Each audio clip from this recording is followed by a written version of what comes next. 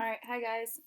So when we do lectures or like notes for the rest of the year, obviously it'll look different. Rather than just give you the PowerPoint slides, have you fill in the blank, I would like you to watch these videos, listen to them, because obviously you know that I explain more than what's written. You also will have questions to be answering throughout. So if you need to pause the video so you can write these questions down, go for it. So you're going to grab a blank sheet of paper, put your name on it, and write at the top impact of World War I, or you could also put end of World War I. Now you've got 4 questions to answer now, and then you are going to have something later on, but there will be directions later on for what to do. Okay, so you need to write these questions or restate these questions out. You don't have to write the question down, you just need to restate. So you would say, France wanted, and then you'll have to answer what they wanted out of the treaty. Okay, Great Britain wanted blank out of the treaty. The U.S. wanted blank out of the treaty, and 3 parts of the actual Treaty of Versailles were blank, blank, and blank. Okay? So go ahead and pause if you need. Okay, so right before we went on break, and you had like a week and a half spring break you didn't know about, we talked about the Central Powers starting to surrender in the fall of 1918. We talked about, remember, just in general in Austria and Germany and the Ottoman Empire, their economies weren't doing good. They were struggling to provide food and supplies both for their civilians and for their military. Um, there were also food strikes and riots. Specifically in Austria, there was talk of a revolution and like revolting against the established king and queen. And just in general, the Central Powers were having a hard time encouraging their soldiers to fight, and some soldiers were even deserting or running away. So we talked about the end of the war. The ceasefire or armistice day was the 11th hour of the 11th day of the 11th month in 1918. Now, the Treaty of Versailles is the main peace treaty after the war. So even though they weren't fighting anymore, they still had to come to terms to basically say, here's what we're going to say at the end of the war. So we're done fighting now, and we're signing this treaty saying this is what this country has to do, and this is what this country gets out of this war, and this is what this country has to do as a result of the war, etc., etc. Now, this is the main treaty specifically between Germany and the Allied powers. So there are other treaties at the end of World War I, more related to the other Central powers. So I don't remember the treaty names, but like there's other treaties that have to do more with the Ottoman Empire or more with the Austrian Empire. So the Treaty of Versailles is the main peace treaty between Germany and the Allied powers, and talks began in January of 1919. So some of the big names or big people here at this meeting where they're going to create this Treaty of Versailles among the Allies was President Wilson from the U.S., British Prime Minister David Lloyd George from Great Britain, French Premier, which is kind of like French Prime Minister, Georges Clemenceau, and the Italian Prime Minister, like the Italian President, Vittorio Orlando. These 4, because there was more people from the Allied powers there, there was other countries like representatives there, but these 4 were the most powerful in the negotiations, and so they became known as the Big Four. Now, something to note is that Germany and the Central Powers, basically the losers of this war, were not invited to attend this meeting, which obviously then we know that they're going to get little to no say in the treaty that's created and just be forced to sign it. Here you can see, it was called the Paris Peace Conference. That was like, basically the meeting was called Paris Peace Conference, and what they create from it is the Treaty of Versailles. Now, what do these 3 countries want out of it? Now, France, if you're looking at which country is the most harsh and wants the most punishment for Germany, it's definitely France. So France had lost a lot of men to this war, and a lot of youth to this war, and a lot of the fighting was in France, and so they saw their country literally like torn apart in those trenches and stuff like that. So Clemenceau and the French wanted to make Germany pay for basically all damage. So Germany pays for all the war, and to pay for the suffering basically that France had over those 4 years of fighting. Clemenceau also said that he wanted to make sure like a war like this would never happen again. And he said the best way to do that would be basically punish Germany as much as we could so that we weaken it so that Germany never has the power to do something like this again. Um, and so part of like how to weaken Germany is to reduce their military to really low levels. He also, again, I kind of already alluded to this, but he wanted high reparations. That means high war payments. So the war cost $280 billion, and he says, you know what? Germany should have to pay all that back because it's their fault that we had this war. He also said, look, we had, remember that war in 1870, and Germany took the Alsace-Lorraine from us. We want it back. And so that was another thing that happened as a result of this treaty is that um, or he wants to happen as a result of this treaty is to get back that land from Germany. He also said so there was this border area called the Rhineland in that was kind of the border between France and Germany. It was on the German side though technically, and it had a lot of natural resources like coal and was a very like had a lot of money that Germany made through that area. And France said, well, they shouldn't get it, and we should get to put our troops there as like kind of a buffer zone between us and Germany. He also said we should have a naval blockade and we should determine what should go in and out of Germany. And he said Germany's colonies should be basically given to like France, Great Britain, and the other Allied powers, and Germany should lose those colonies. Now, Great Britain, they also want to punish Germany, but they're kind of more in the middle, like less harsh in their punishment. Um, so many people in Great Britain wanted to make Germany be punished. Some common things you would hear, some common slogans were make Germany pay and squeeze them until the pips squeak. Um, Lloyd George, though, was in a difficult position because, on one hand, he was a realist and he saw that if we completely crush Germany, then we also hurt ourselves because, like, we don't have a trading partner. And if we punish them too much, maybe Germany will then be like, want revenge. On the other hand, though, he also understood um, that again, you don't want to crush Germany completely, otherwise their economy's in the tanks and they're not, you can't trade with them. Also, they don't really want France to be like the most powerful country in like the continental part of Europe, so like the main chunk of Europe. So they don't want Germany like completely flattened. Um, However, though, he basically a lot of the people in Great Britain wanted to punish Germany, and basically if he wanted to be reelected, he probably should be a little more harsh than he personally would have wanted because that's what the people wanted. Um, and a lot of people in Great Britain wanted the German Kaiser to be killed for starting this war, or what they felt was starting this war. Um, some other things that Great Britain and specifically David Lloyd George wanted out of this was a naval blockade again to permit what's going to go in and out of Germany. Again, high war reparations or high war debts that Germany would be in charge of paying. Great Britain was also like, hey, you know what? Germany shouldn't get their colonies. Great Britain should get their colonies. And Great Britain wanted to expand how many colonies they had. Specifically, when they were fighting, they conquered parts of the Middle East and parts of the Ottoman Empire or Middle East and Africa, sorry. And so they wanted to be able to take some of those. They also wanted to see Germany's military reduced. And again, it was kind of the middle. They didn't want to destroy Germany completely like many in France wanted. Now, the U.S., if we're talking about who was the most or the least harsh, it would be the U.S. The U.S., right, we didn't lose millions of men in this war.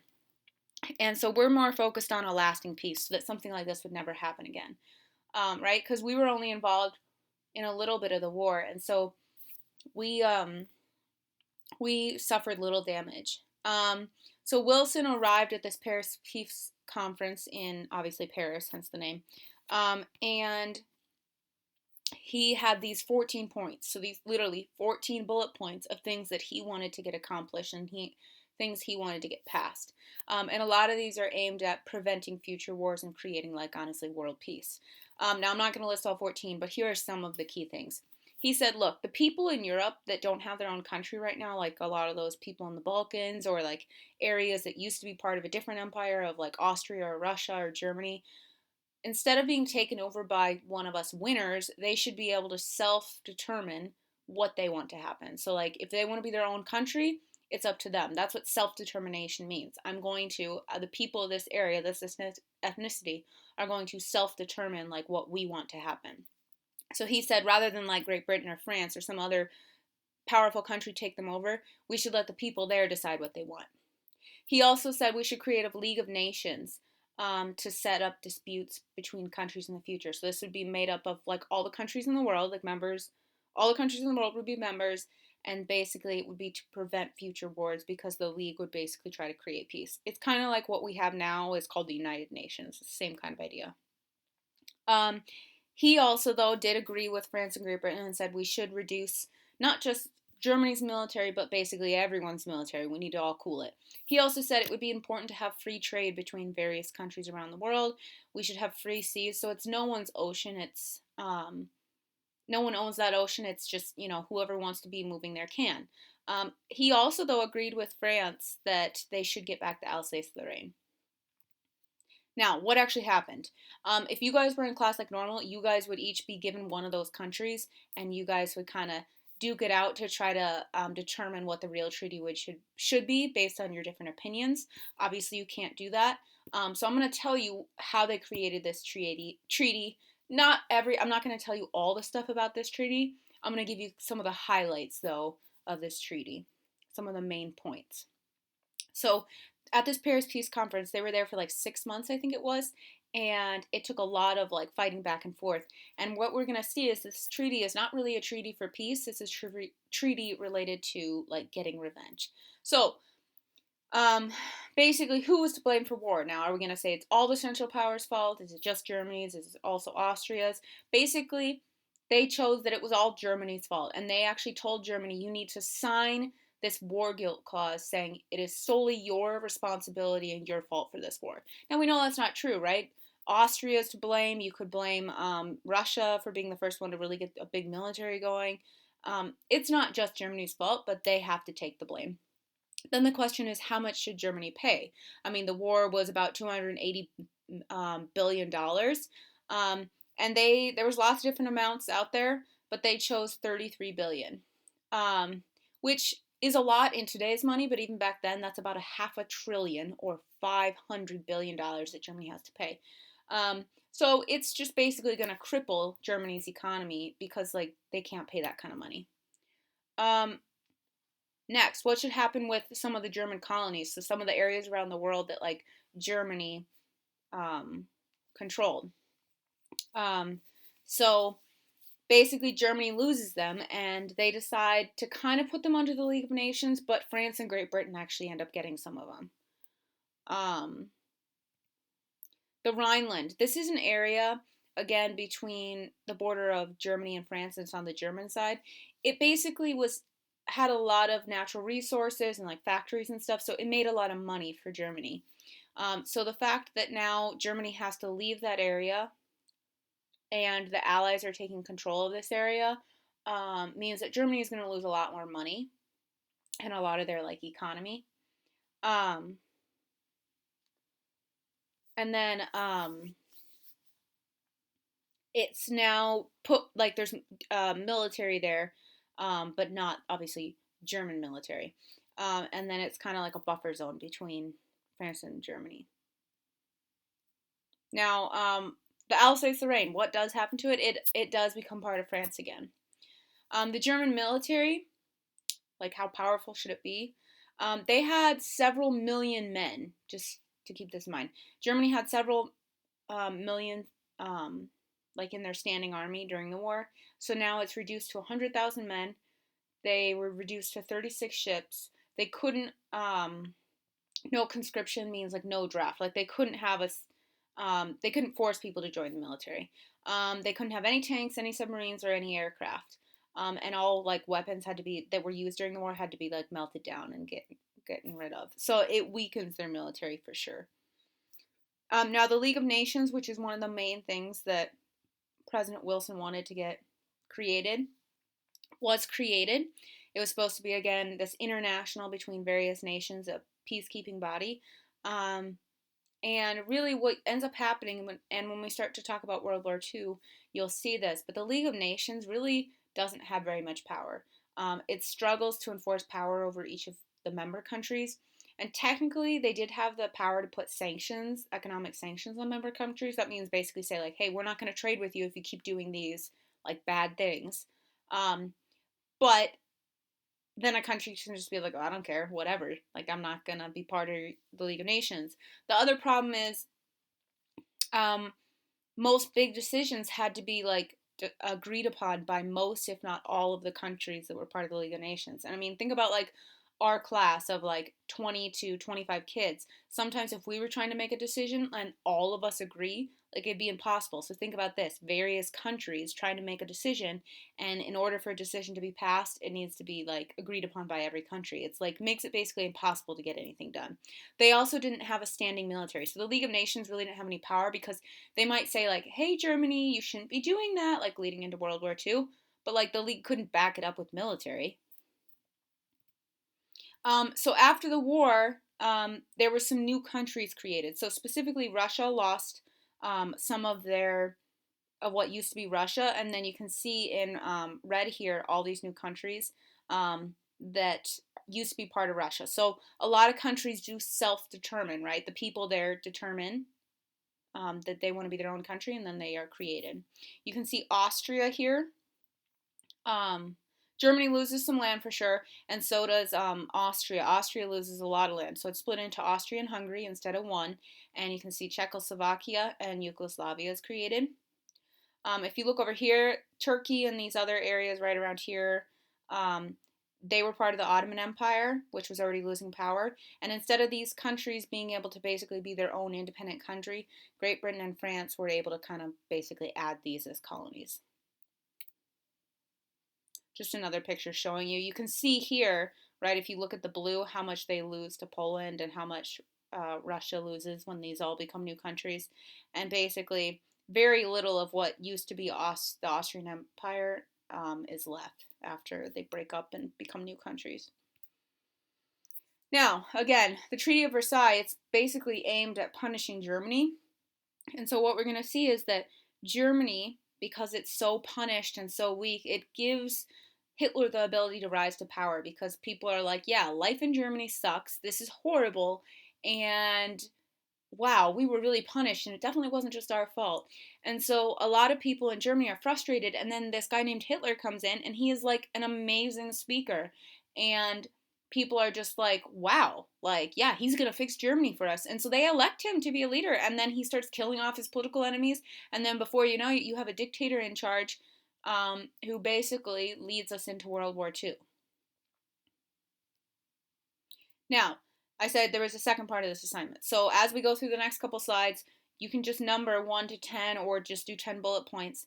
You're going to talk about 10 ways that World War I impacted and changed the world. So you should have answered questions 1 through 4 based on what I just told you about the Treaty of Versailles. And now you're going to have 10 bullet points, okay?